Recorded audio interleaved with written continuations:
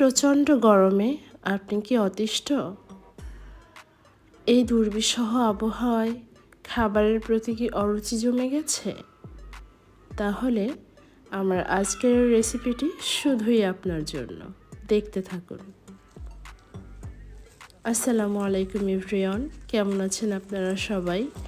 আশা করি আপনারা সবাই অনেক ভালো আছেন। আলহামদুলিল্লাহ, আমরাও আল্লাহর রহমতে অনেক ভালো আছি। চারিদিকে গরমের যে অবস্থা, আর সাথে তো ইলেকট্রিসিটির সিন্ডিকেট রয়েছেই। এখন কি করার আছে বলুন? জীবন তো আর থেমে থাকে না। জীবন তো জীবনের গতিতে চলেই যায়। সমস্যা তো থাকবেই।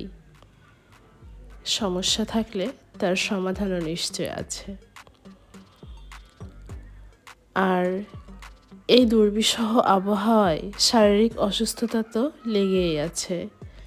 জ্বর, ঠান্ডা, কাশি এ যেন প্রতিটা পরিবারের নিত্য সঙ্গী হয়ে যাচ্ছে। সবাই সাবধানে থাকবেন, যতটা পারবেন নিজেদেরকে সেফ রাখার চেষ্টা করবেন। আপনাদের সবার জন্য অসংখ্য দোয়া। এটা দেখে বুঝতে পারছেন এটা কি? আমাদের গ্রামের ভাষায় একে বলে হচ্ছে বিষ কচুর ফুল।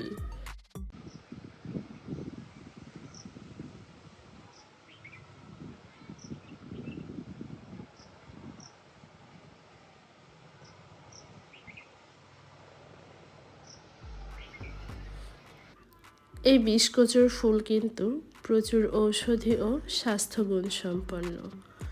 আর এই ঠান্ডা, জ্বর, তারপর কাশি এবং এই জাতীয় বর্তমানে যে শারীরিক অসুস্থতাগুলো দেখা দিচ্ছে, তার জন্য এক মহা ঔষধ। আপনাদের কোন অঞ্চলে এটি কী নামে পরিচিত এবং আপনারা যারা ইতিপূর্বে এটি খাননি, তারা আজকে আমার এই রেসিপিটা দেখে যদি তৈরি করে খান, তাহলে আপনাদের খাবারে যে অরুচি আছে সেটা কিন্তু নিমিষেই ফিরে আসবে।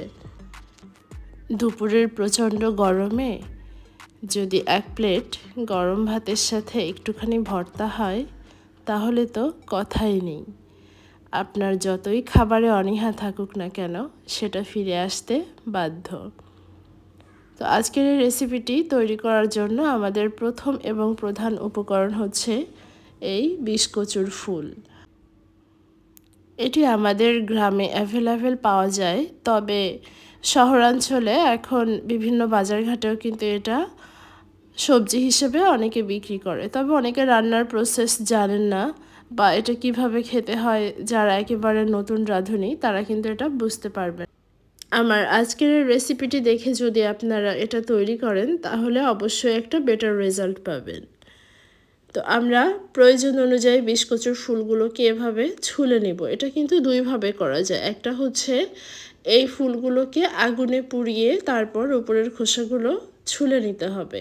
তবে আজকে আমরা বিষকচুর ফুলটাকে পুড়িয়ে করব না, এভাবে কাঁচা অবস্থাতে তার খোসাগুলো ছাড়িয়ে নিচ্ছি। আর এটা করতে আমার আম্মু আমাকে হেল্প করছে।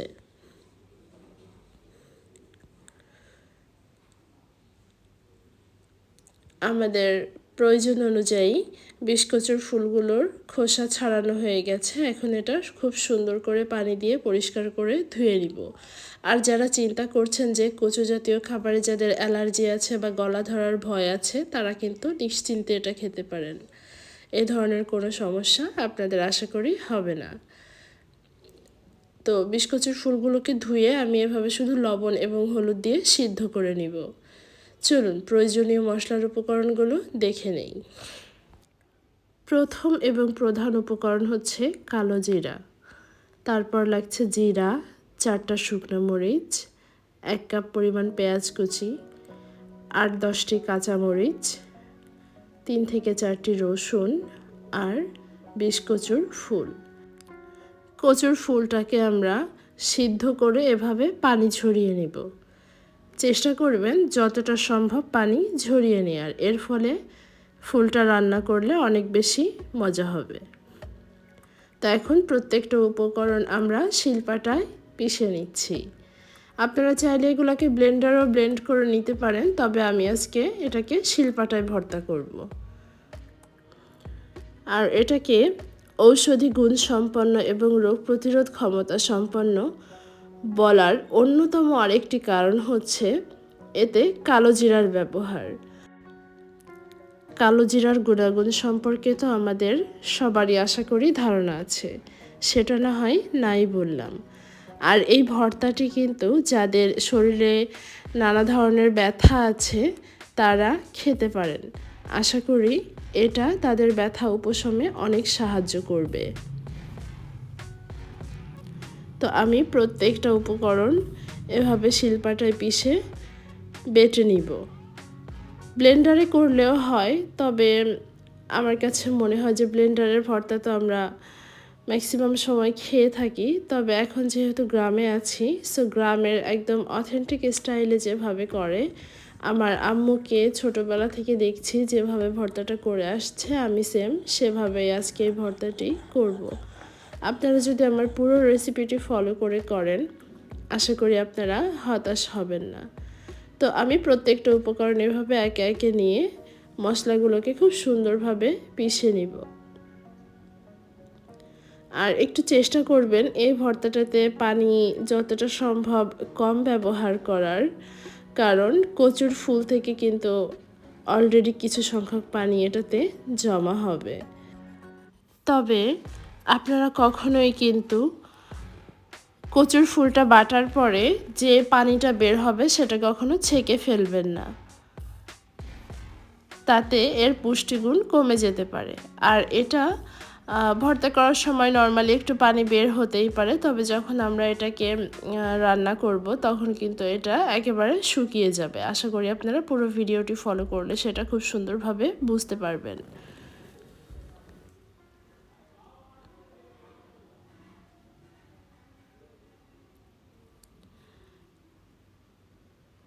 আমার ভিডিওগুলো আপনাদের কেমন লাগে অবশ্যই সেটা আমাকে কমেন্টস করে জানাবেন।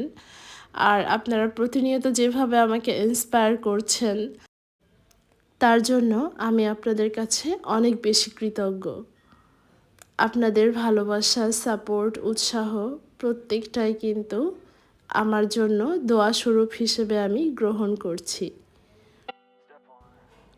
আমি আবারও আপনাদেরকে বলতে চাই, যারা কচু জাতীয় খাবার খেতে ভয় পান তারা আমার আজকের এই রেসিপিটি ফলো করে এটা করতে পারেন। আমি গ্যারান্টি দিচ্ছি, যারা কখনো কচু না খেয়েছেন তারাও এটা যদি একবার খান, আশা করি দ্বিতীয়বার আপনাদের খাবারের জন্য কিন্তু আর রিকোয়েস্ট করতে হবে না। তবে আমি আপনাদেরকে কচুর খোসাগুলো ছাড়ানোর জন্য ছোট্ট একটা টিপস বলে দিই। যখন কাঁচা অবস্থাতে কচুর খোসাটা আপনারা হাত দিয়ে ছাড়াতে যাবেন তখন অনেকের হাতটা একটু চুলকাতে পারে, তবে কিন্তু এটা রান্না করার পরে একেবারেই থাকে না।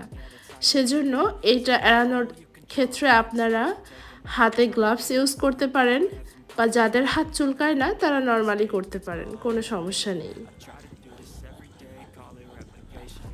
আর যদি এটাকে আপনারা আগুনে পুড়িয়ে করতে চান তাহলে আর হাত ধরার ভয় থাকে না।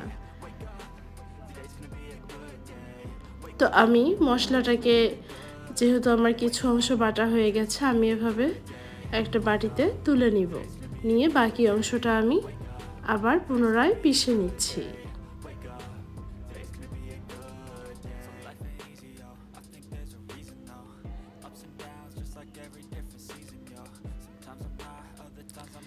দেখুন ফুলটা কত সুন্দর সিদ্ধ হয়েছে স্মুথলি, এজন্য আমার কিন্তু দ্বিতীয়বার করে পিষার প্রয়োজন হচ্ছে না, একবারেই সেটা সম্পূর্ণভাবে হয়ে গেছে। এখন আমি বাকি যে জিরা এবং পেঁয়াজটা ছিল সেটাকে সুন্দরভাবে পিষে নিব।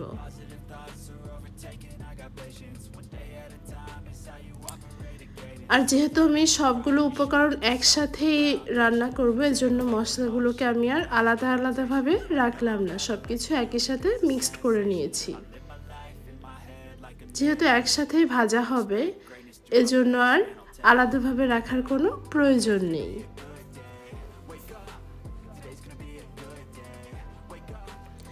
আর প্রত্যেকটা মশলার উপকরণ এবং পরিমাণ আমার ইউটিউব ভিডিওর ডেসক্রিপশন লিংকে দেওয়া থাকবে, আপনারা সেখান থেকে চাইলে দেখে নিতে পারেন।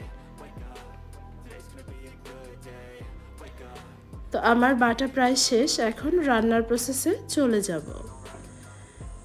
চুলায় একটা কড়াই দিয়ে কড়াইটাকে প্রথমে গরম করে নিব। কড়াইটা গরম হলে তাতে পর্যাপ্ত পরিমাণে তেল দিয়ে দিব। আমি এখানে হাফ কাপের মতো তেল ব্যবহার করেছি। তেলটা গরম হলে এখন তাতে এই মশলাটা দিয়ে দিব। মশলাটাতে যেহেতু পানি আছে, প্রথম অবস্থায় চেষ্টা করবেন না। যারা নতুন রাঁধুনি আছে, অনেকে আছেন একবারে ঢেলে দেন, এর ফলে তেলের থেকে পানিটা ছিটে অনেকের হাতে পড়ার বা হাত পুড়ে যাওয়ার পসিবিলিটি থাকে। এই জন্য একটু কেয়ারফুলি আগে প্রথমে অল্প একটু তেলের মাঝে দিয়ে তারপর বাকি অংশটাকে দিবেন। তাহলে আশা করি আপনাদের আর কোনো সমস্যা বা ভয় থাকবে না। এটা হচ্ছে যারা নতুন রান্না শিখছেন তাদের জন্য আমার এই ছোট্ট টিপস। এখন সম্পূর্ণ মশলাটাকে তেলের সাথে সুন্দরভাবে ভেজে নিতে হবে। এটাই হচ্ছে লাস্ট স্টেপ। সবগুলো উপকরণ সুন্দরভাবে শিলপাটায় পিষে নেওয়ার পরেই কিন্তু এটা ভাজলেই ভর্তাটা রেডি।